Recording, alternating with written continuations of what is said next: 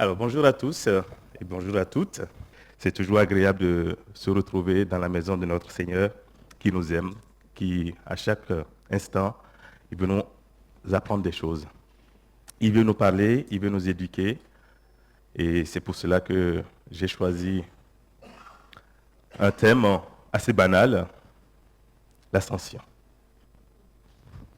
C'est banal, tout le monde connaît l'ascension. C'est bon, il est monté, on peut arrêter le message. Mais j'aimerais attirer notre attention sur des choses que le Seigneur veut nous montrer à travers ce qu'il a réalisé dans notre vie. Et même si on connaît, c'est toujours bien qu'on se rappelle des choses. Parce que l'homme est comme on a un cerveau, on pense que c'est immense, mais c'est un petit cerveau par rapport à tout ce que Dieu veut nous apprendre. Il y a tellement de choses à retenir de Dieu. Mais c'est bien de rappeler, c'est de la pédagogie. Le thème de notre message du jour, c'est la montée qui a tout changé. La montée qui a tout changé. Alors, je ne ferai pas de scène aujourd'hui, tenez-vous tranquille. Mais je vais vous poser une question. Je vais vous demander de réaliser avec moi ce récit dans votre tête. Je vous dis des choses et vous essayez de vous mettre dans la peau du récit, dans le récit lui-même. Imaginez avec moi cette scène. Vous avez tout quitté. Vous avez tout quitté. Pour vivre avec quelqu'un, pour suivre quelqu'un. Votre métier, votre famille, votre sécurité. Et pendant 3 ans, 3 années, cet homme a bouleversé votre vie complètement. Vous l'avez vu guérir des malades, vous l'avez vu ressusciter des morts, vous l'avez vu calmer la tempête, vous l'avez vu faire beaucoup de miracles. Il a même changé l'eau en vin, on a pris du vin tout à l'heure, ce n'est pas l'eau qui a changé. On n'a pas pu changer l'eau en vin tout à l'heure, mais on a pris du vin qui existe déjà. Mais lui, il a été capable de changer l'eau en vin. Il a été capable de nourrir 5000 personnes, sans compter ni femmes ni enfants. Et comme je rappelle, au Flambeau, à cette époque-là, on supposait que beaucoup de femmes ne travaillaient pas et que tous les hommes avaient des occupations à aller dans les champs. Et donc, imaginez 5000 hommes présents ce jour-là, plus des femmes qui n'ont pas pu être comptées et des enfants, il les a nourris. Vous l'avez vu faire tout cela. Il vous a appris à espérer, à aimer, à donner de vous-même. Il vous a enseigné tout ce que personne ne vous a n'a jamais pu vous enseigner. Un jour, on l'a arrêté. On l'a mis à la croix. Et vous avez cru que c'était fini. C'est la fin. Votre ami est parti. Mais non, il revient encore parmi vous. Et donc, il y a un nouvel espoir qui renaît, qui est né. Vous l'avez vu, cet ami, cette personne. Vous l'avez touché. Il est vraiment vivant, ce n'est pas un fantôme. Vous avez mangé avec lui, et pendant 40 jours, la joie est revenue. Et maintenant, un jour, il vient vous voir et vous dit, au revoir. Dites-moi, quelle serait votre réaction? Que ressentirez-vous à ce moment précis? De la tristesse, je l'entends. De la joie pour certains? Non. Que de la tristesse. Bien, voyons ce qui va se passer. Dans l'épître, pas l'épître, dans l'évangile de Luc, au chapitre 24, que quelqu'un a lu tout à l'heure, le verset 52 nous dit ceci. Après l'avoir adoré, il retournait à Jérusalem avec une grande joie. Vous avez parlé de la tristesse, de la solitude, de la peur, mais les disciples étaient partis avec une grande joie. Comment est-ce possible? Comment peut-on regarder quelqu'un qu'on aime disparaître dans le ciel et rentrer chez soi avec une grande joie? Ouh, bon débarras, c'est bon, il est parti. Ouf, enfin, on ne va plus mettre notre vie en danger avec lui. Non. Pourquoi cette grande joie? C'est la question à laquelle nous allons essayer de répondre ce matin. Et je vous promets que la réponse va transformer notre façon de voir cette montée qui est arrivée il y a quelques années de cela. Je vais vous démontrer 3 grandes vérités. La première, c'est que Jésus est parti en roi, pas comme un vaincu. Ce n'est pas parce qu'il a échoué qu'il est parti. Souvent, c'est ce qui se passe. C'est quand on est face à l'adversité, on n'arrive pas, on s'est battu, on a tout donné, et que là, on a perdu, qu'on va passer par la petite porte. Jésus n'est pas passé par la petite porte. Il est passé par la grande porte. La deuxième vérité que je voudrais partager avec vous, c'est que Jésus règne maintenant pour nous. Il est avec nous. Et la troisième, que j'essaie de mettre tout le temps dans mes prédications, c'est que Jésus nous envoie. Maintenant, il veut nous envoyer avec toute sa puissance. Nous allons lire un passage dans le livre des Actes, le chapitre 1er et les 11 premiers versets, ou les 9 premiers plutôt. Lisons. Cher Théophile, dans mon premier livre, je fais une parenthèse, c'est lui qui parle, et il parlait de le verset dont j'ai lu tout à l'heure. J'ai parlé de tout ce que Jésus a commencé de faire et d'enseigner, jusqu'au jour où il a été enlevé au ciel, après avoir donné ses ordres par le Saint-Esprit aux apôtres qu'il avait choisis. Après avoir souffert, il se présenta à eux vivants et leur en donna de nombreuses preuves. Pendant 40 jours, il se montra à eux et parla de ce qui concerne le royaume de Dieu.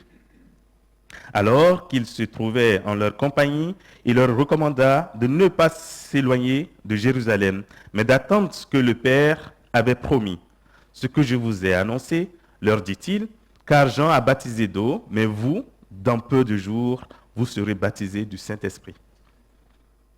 Alors que les apôtres étaient réunis, ils lui demandèrent, Seigneur, est-ce à ce moment-là que tu rétabliras le royaume pour Israël?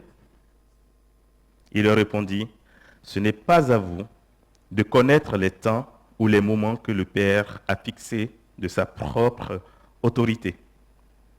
Mais vous recevrez une puissance lorsque le Saint-Esprit viendra sur vous et vous serez mes témoins à Jérusalem, dans toute la Judée, dans la Samarie et jusqu'aux extrémités de la terre. Après avoir dit cela, il s'éleva dans les airs pendant qu'ils le regardaient et une nuée le cacha à leurs yeux. Jésus part en tant que roi victorieux, non comme quelqu'un qui a perdu la bataille. Et Luc nous dit que pendant 40 jours après la résurrection, Jésus s'est présenté vivant à ses disciples par beaucoup de preuves. Et ce détail est très important. Jésus ne disparaît pas, comme je l'ai dit tout à l'heure, dans la nuit discrètement comme quelqu'un qui avait honte. Il n'est pas passé par la petite porte, il est passé par la grande porte pour que tout le monde puisse le voir. Il prend le temps, il mange avec ses disciples, il leur parle, il les instruit, il leur explique les Écritures. C'était son rôle pendant les 40 jours qu'il va passer avec eux. Et pourquoi 40 jours? Ça vous dit quelque chose, les 40? Il s'est passé beaucoup de choses avec le chiffre 40 dans la Bible. Le chiffre 40 dans la Bible représente souvent une période de préparation avant quelque chose de grand. Et 40 ans dans le désert, ça vous parle? Le peuple d'Israël a passé 40 ans dans le désert. On pouvait dire qu'ils étaient en train de se perdre, mais non. Il y avait quelque chose qui se préparait, qui se mettait en place, parce qu'ils allaient faire leur entrée triomphale dans quel pays? Le pays que Dieu a promis, Canaan. 40 jours de jeûne pour Moïse, avant de recevoir la loi qu'aujourd'hui nous utilisons. 40 jours de jeûne pour Jésus. Lui-même, Dieu, il a pris du temps pour se préparer avant de commencer son ministère public. Et maintenant, 40 jours de présence après la résurrection. Avant quoi? Pourquoi 40 jours? Pourquoi faire? C'est la question qu'on se pose. C'est juste pour monter? Non. Jésus a passé 40 jours pour préparer ses disciples, pour nous préparer, pour te préparer, pour me préparer, afin de nous envoyer tous autant que nous sommes. On n'a pas dit non, il s'est montré à tel, mais pas à tel, parce que tel n'a pas telle compétence. Non. Il s'est montré à tous. Parce qu'il voulait envoyer. Il nous prépare pour nous envoyer aux extrémités de la terre. Nous relisons le verset 9 d'Acte 1. Il est écrit, il fut élevé pendant qu'ils le regardaient et une nuée le déroba à leurs yeux. La nuée dans la Bible, ça vous dit quelque chose aussi? C'est la présence de l'Éternel.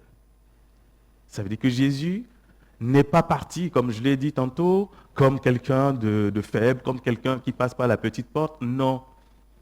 Dieu vient pour lui montrer qu'il est avec lui et que finalement, il va recevoir cette couronne qui lui est destinée. Le roi, sa majesté. Et on pense à la nuée qui a guidé le peuple d'Israël dans le désert. On pense à la nuée qui avait rempli le temple que Salomon avait construit. On pense également à la nuée qui enveloppait Jésus pendant qu'il était avec ses disciples sur la montagne et que Moïse et Élie sont apparus pendant la transfiguration. Dans la Bible, la nuée est souvent signe de la présence glorieuse de Dieu. Jésus ne s'est pas évaporé. Non, pas du tout. Dans le ciel, il est dans la gloire du Père. Nous pouvons dire Amen. On ne doit pas considérer le départ de Jésus comme une tristesse. Vous l'avez ressenti parce qu'il a été tout ce qu'il a fait, mais il fallait se réjouir. Pourquoi? Parce que tout simplement ce qu'il va préparer pour nous est plus important. Avant de monter, Jésus va dire quelque chose assez perturbant à ses disciples. Parce que eux, qu'est-ce qu'ils se disent? Ah, mais vu que tu es revenu 40 jours, qu'est-ce qui va se passer? On va parler de stratégie. Hein? Comment ça va se passer les prochaines années? Dis-nous. Ah, mais c'est maintenant que Israël va être établi dans sa royauté. Qu'est-ce que Jésus leur dit? Ce n'est pas à vous. Les disciples étaient de discuter politique, géopolitique, géographie, comment ça va se passer. Mais Jésus, il répond d'une autre façon. Ce n'est pas à vous de savoir cela. Mais voici ce que vous devez faire. Attendez un moment à Jérusalem. Et après, je vous enverrai quelqu'un. Et ce quelqu'un, c'est très bientôt. Dans quelques jours, hein, on va célébrer Pentecôte. Parce que Jésus tient toujours ses promesses. Il a tenu sa promesse, il a envoyé véritablement quelqu'un qui va être présent avec ses disciples tous les jours. Et cette présence va nous faire du bien. Cette présence va nous porter vers l'avant.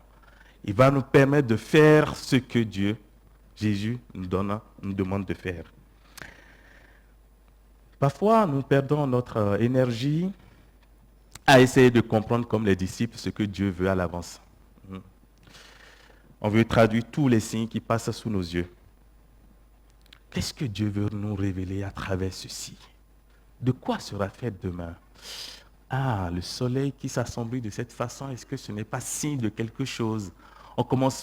Souvent on voit des gens qui perdent leur temps à analyser les dates. Ah, aujourd'hui c'est le 17. Ah oui, ça tombe bien, c'est un chiffre parfait.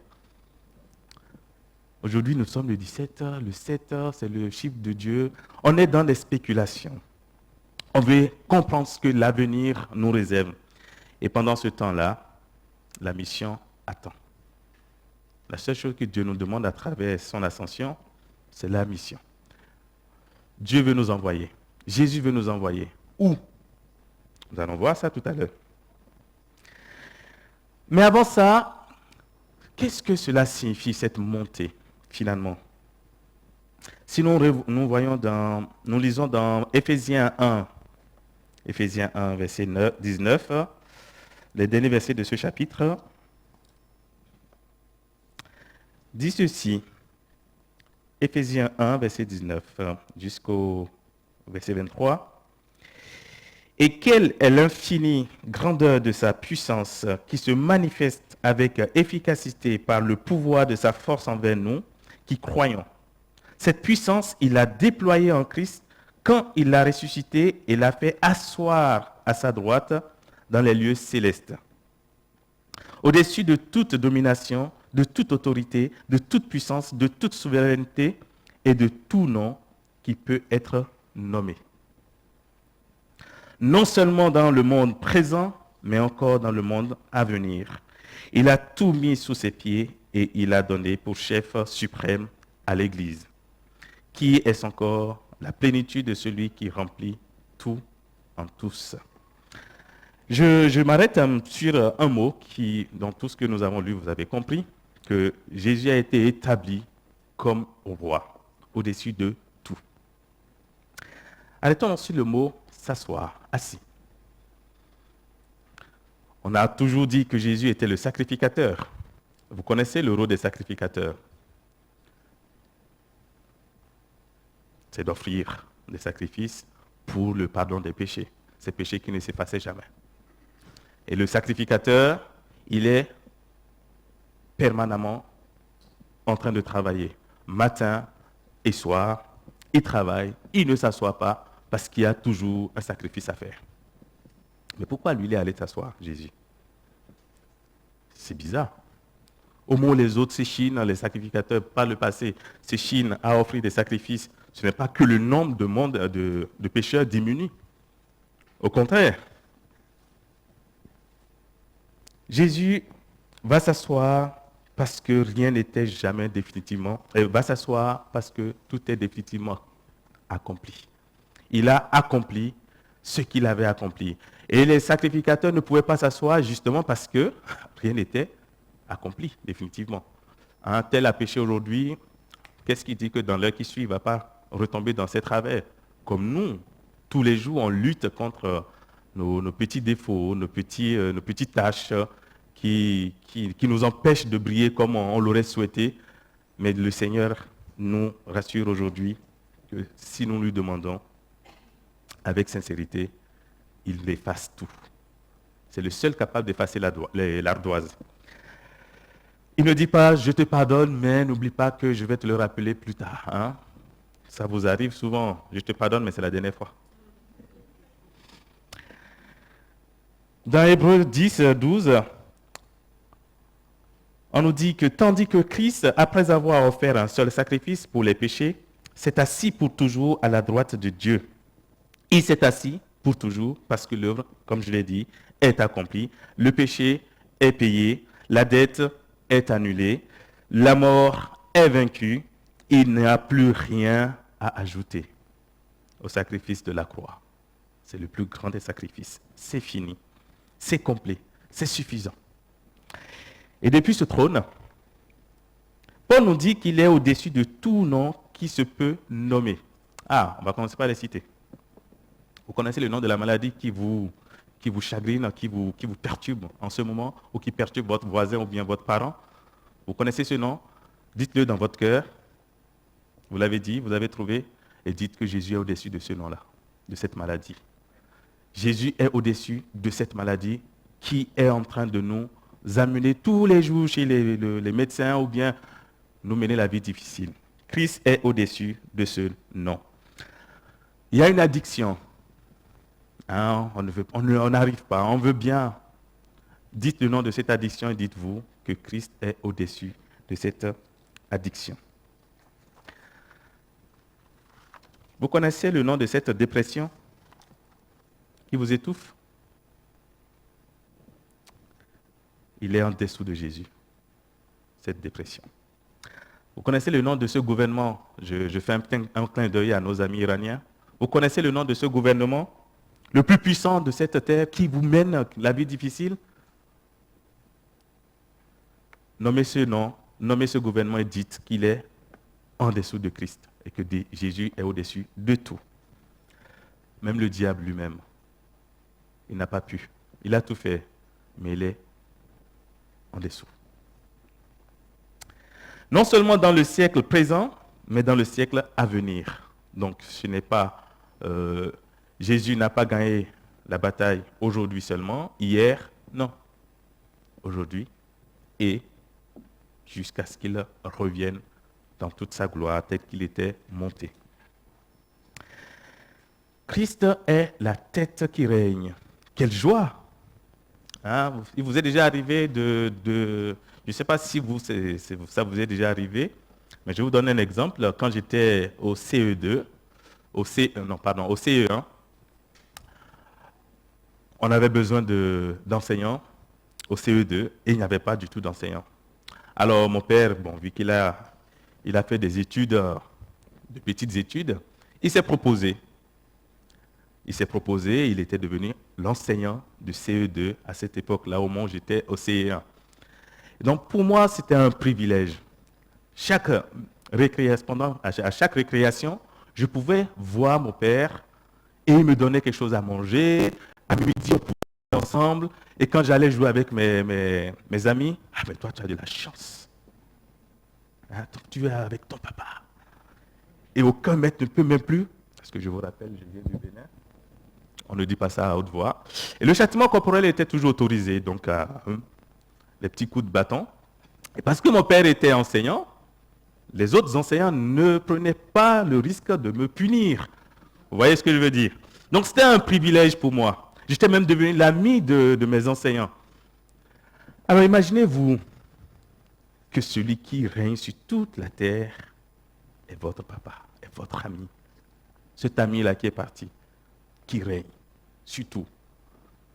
Comment vous vous sentez? Je ne cesserai pas de le dire, mais je crois que j'ai l'impression d'être toujours l'homme le plus aimé de Dieu. C'est bizarre, hein? Mais vous pouvez dire ce que vous voulez, mais moi, c'est mon ressenti.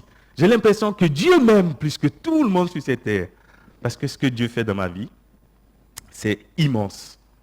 Et je suis content d'appartenir à un Dieu si puissant, si fort, qui dépasse Donald Trump, qui dépasse Macron, qui dépasse tous. Poutine, non, pas. Il dépasse tout le monde. Donc, normalement, en marchant dans la rue, on doit...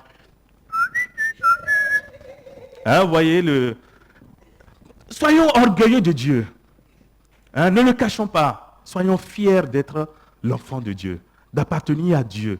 On ne doit pas cacher ça. Parfois, on voit les chrétiens, moi y compris, je vous l'ai partagé début janvier, et je fais des efforts par rapport à ce que je vous avais partagé avec mes collègues au travail. Je fais des efforts. Je suis plus ouvert. On voit certains chrétiens qui... Ah non, il ne faut pas... Non. Non. Ton roi, celui qui domine sur toute la terre, c'est ton papa, c'est ton ami, c'est ton frère, il t'appelle frère.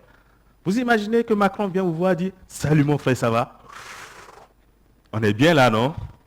Ah, tu es mon frère vraiment? Alors, est-ce que tu peux penser à envoyer un petit message à mon boss pour qu'il me nomme hein? C'est le privilège qu'on a quand on est frère de quelqu'un qui dirige. Si notre chef est au sommet de l'univers, pourquoi vivons-nous si souvent comme des vaincus? Je reformule ce que je viens de vous dire. Posez-vous cette question. C'est trahir Jésus. Vivre comme des gens qui sont des perdants, des gens qui sont... C'est trahir vraiment Jésus.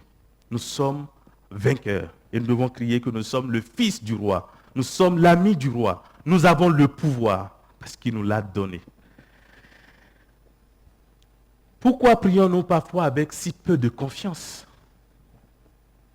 Mais c'est ton frère qui est là-bas. Demande-lui comme tu aurais demandé à Maxime, Laura. Tu m'excuses, j'aime bien te...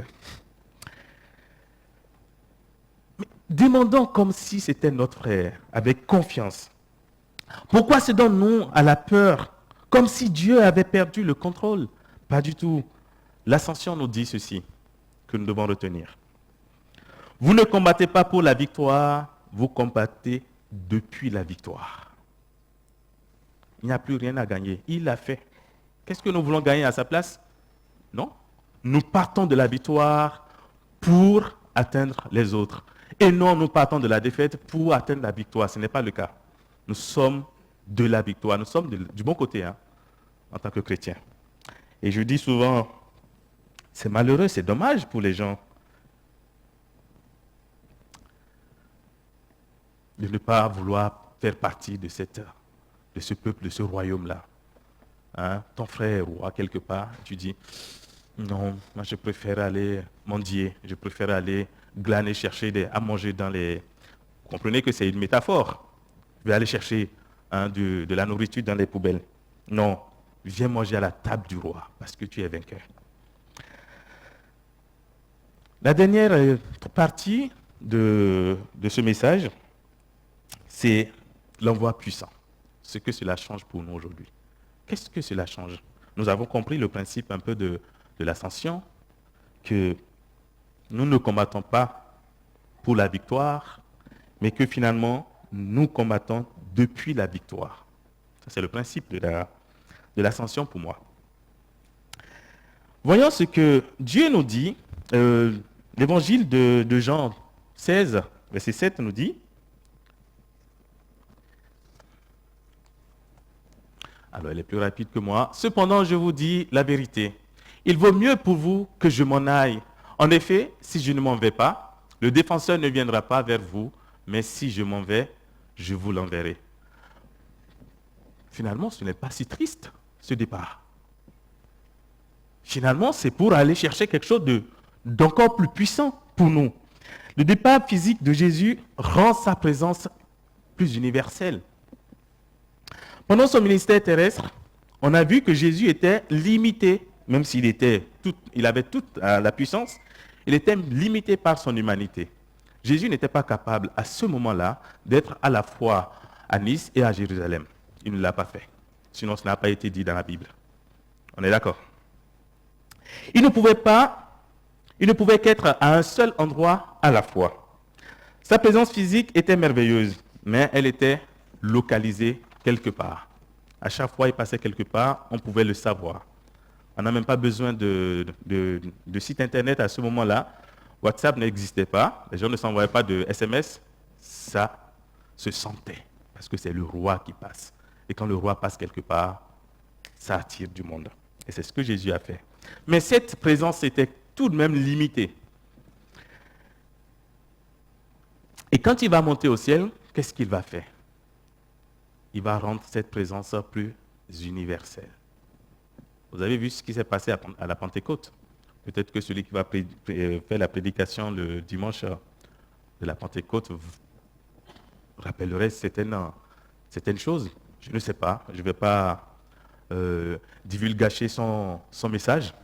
Je vais essayer d'être concentré sur le mien. Mais il va se passer beaucoup de choses.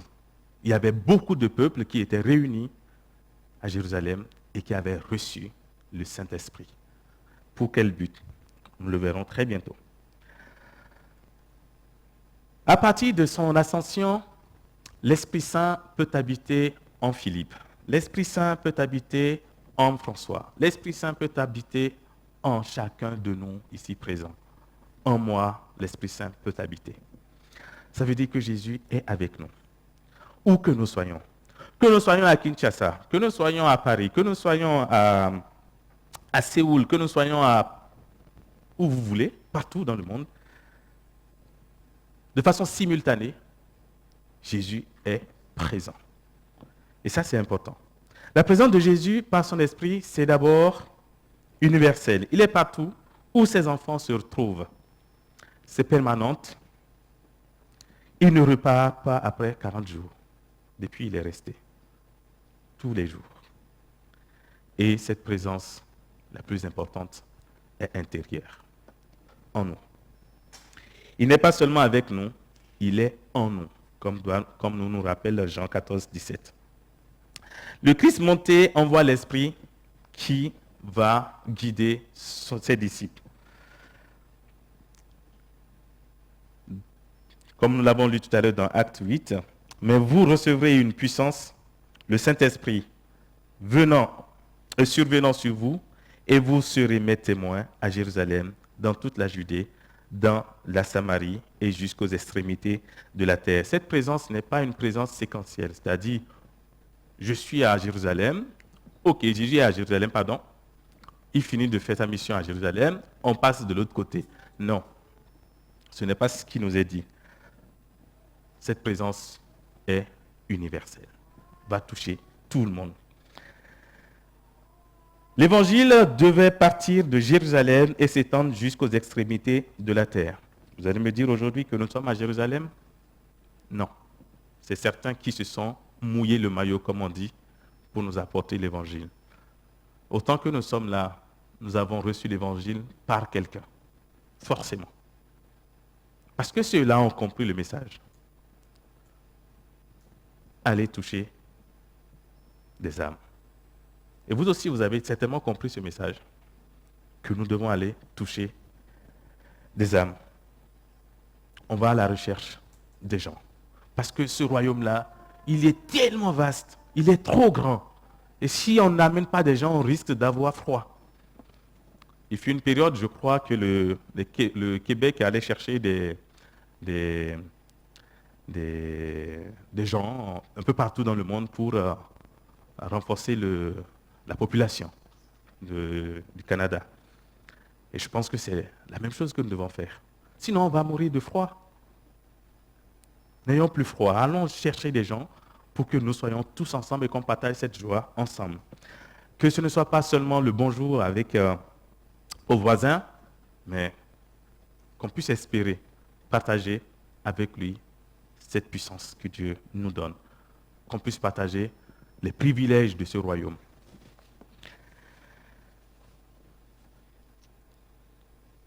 Ne soyons pas spectateurs comme les disciples. Ils étaient là à regarder Jésus monter. Même quand il a disparu, ils continuaient à regarder le ciel vide. Jusqu'à ce que des anges apparaissent et leur demandent, allez, il vous attend ailleurs. Rendez-vous à Jérusalem et attendez qu'il vienne vous donner des instructions comme il vous l'a promis. Et l'Esprit Saint, il va le donner. Hommes galiléens, pourquoi vous êtes arrêtés? Vous arrêtez-vous à regarder au ciel? C'est presque un reproche, presque une interpellation. L'ascension n'est pas un spectacle à contempler, mais c'est un signal de départ. Jésus est monté, mais il n'est pas inactif. Il intercède pour nous. Il prépare une place pour nous. Il gouverne l'histoire en faveur de son Église. Il est à la tête et il reviendra. Il va revenir tel qu'on l'a vu monter. Donc l'ascension, c'est l'ascenseur. Quand on prend l'ascenseur, on descend. Jésus a pris l'ascenseur, il va descendre. Mais à quel moment? On ne le sait pas encore. Seras-tu dans sa gloire quand il reviendra? C'est la question que nous devons nous poser tous les jours. Serions-nous dans sa gloire quand Jésus va revenir? Est-ce que nous serons contents, heureux de le voir revenir? Ou plutôt, tu peux attendre 2 minutes s'il te plaît? On ne pourra plus le dire, malheureusement. Soyons prêts tous les jours. Ne contemplons pas seulement ce qu'il a déjà fait. Projetons-nous sur ce qui reste à faire. Et ce qui reste à faire, c'est les âmes qui sont perdues qu'il faut aller chercher. C'est notre cœur aussi qu'il faut entretenir au quotidien. Tel que nous prenons du temps à entretenir notre maison pour qu'elle soit propre, pour qu'elle soit agréable et pour nous et pour ceux qui nous visitent, aussi travaillons notre cœur afin qu'il soit toujours propre. Certains l'ont compris qu'il faut aussi sortir de chez soi. Parce que rester trop chez soi, ça s'appelle comment?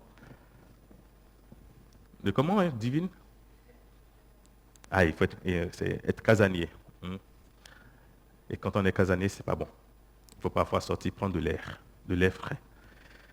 Et parfois, c'est recommandé même par les médecins qu'il faut gravir, il faut monter, il faut aller dessus des montagnes. C'est difficile. Mais il y a des gens qui ont quand même cette force-là de monter, d'aller jusqu'au sommet.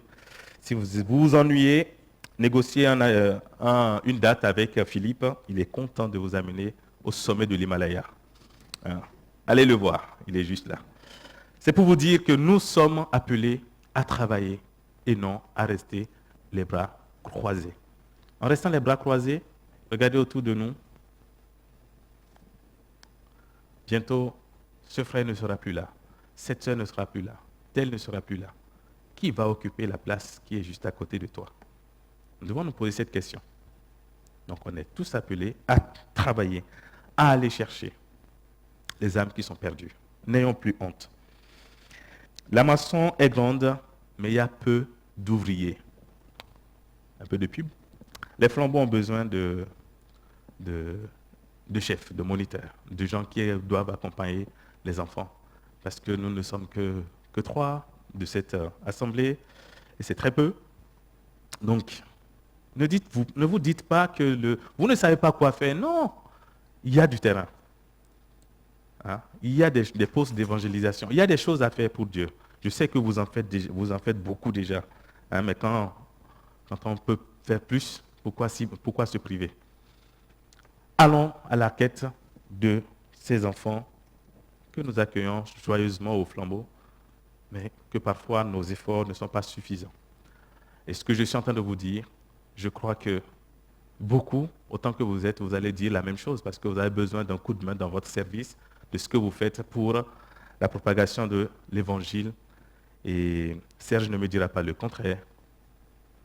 Eddie et Nathalie ne me diront pas le contraire. Vous aussi, vous ne me direz pas le contraire. On a tous besoin d'un petit coup de main.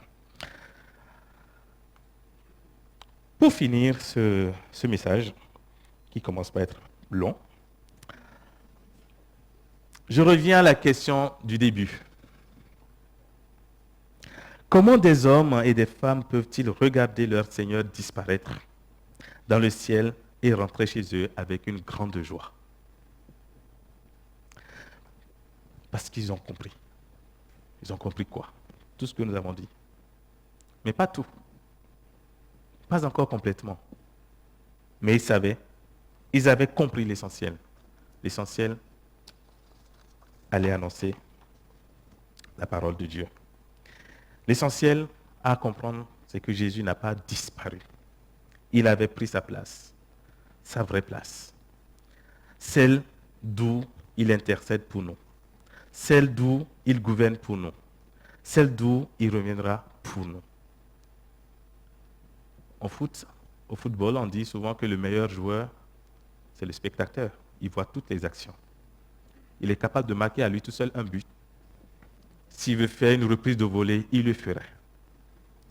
Il anticipe sur tout. C'est comme ça que Dieu nous voit. Jésus est là.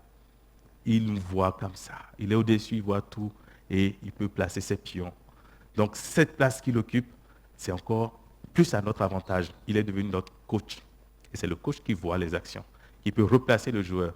Ah, toi tu es fatigué, hein? Allez, mets-toi de ce côté. Non, il n'y a pas de problème. Ce n'est pas que tu es nul, non, tu es fatigué.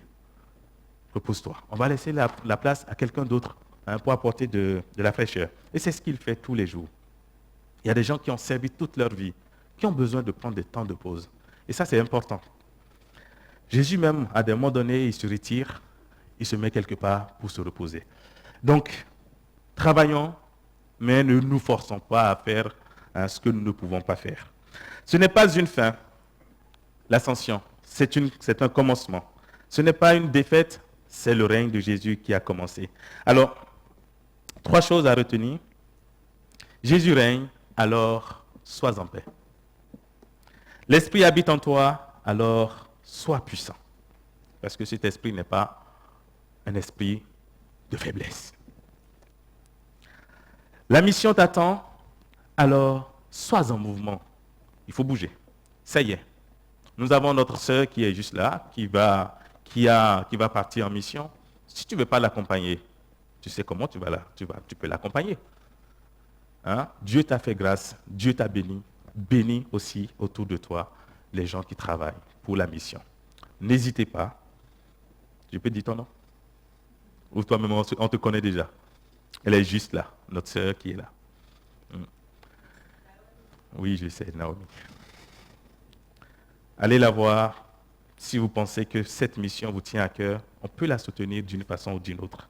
Je ne fais pas de pub pour toi, mais je pense que c'est important quand même de rappeler qu'il y a des gens qui continuent encore à travailler pour la mission, qui prennent des risques à se rendre à des endroits un peu difficiles d'accès. Et je termine sur la dernière promesse de ce texte. Ce Jésus, qui a été enlevé au ciel au milieu de vous, viendra de la même manière que vous l'avez vu aller au ciel. Quelle joie! Il est parti, il reviendra, visiblement de la même manière, réellement, corporellement et glorieusement. Et pendant ce temps, qu'est-ce qui nous attend? Qu'est-ce qu'il nous demande? Il y a nous, entre ces deux temps, l'ascension et la descente, le retour, il y a nous, il y a ce dimanche, il y a cette semaine, il y a ce mois, il y a cette année. Qu'est-ce que nous allons faire? Je pense qu'il est important que nous prenions des décisions avec notre Seigneur. Il est capable de nous soutenir, de nous accompagner, afin que nous puissions réaliser ce dont nous avons envie de faire pour lui. Mais je vous le dis, il faut mouiller maillot. Il ne faut pas s'arrêter. Travaillons, allons-y. Ça va être difficile, retroussons les manches. Ça va être chaud, allons-y. Il est là avec nous. Nous avons le meilleur accompagnateur que le monde puisse connaître. Que le Seigneur nous bénisse et que cette ascension soit pour nous un sujet de joie.